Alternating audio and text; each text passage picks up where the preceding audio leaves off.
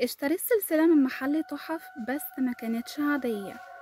وانا ماشية في شارع قديم في اسكندرية لفت نظري محل تحف صغيرة. المحل كان ضيق والراجل كان عجوز بس اصلا ما كانش بيتكلم، بس ابتسم لما انا دخلت. على الرف عجبني سلسلة جدا.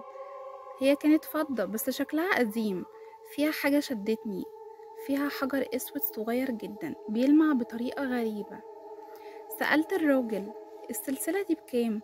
رد بهدوء وقال لي دي مش للبيع، بس لو أخدتيها ما تقلعهاش أبدا. ضحكت وفكرت ان هو بيهزر، بس انا اصريت عليه فباعهالي ب50 جنيه بس. اول لما لبستها حسيت بدوخة بسيطة، بس مشيت وكأن مفيش حاجة حصلت. الليلة دي صحيت وانا حاسة ان في حد بيهمس جنبي لكن مفيش حد.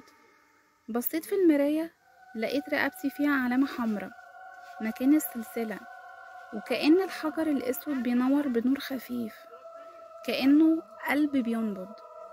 اليوم اللي بعده كل ما بصت في المراية أشوف واحدة شبهي بالظبط، بس واقفة ورايا ما بتتحركش. لما حاولت أشيل السلسلة اتجمدت مكاني وجسمي كله اتحبس في لحظة.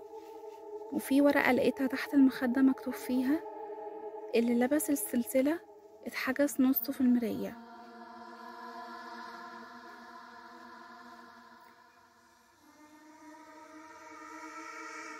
المحل رجعت ادور عليه تاني يوم، ما كانش موجود.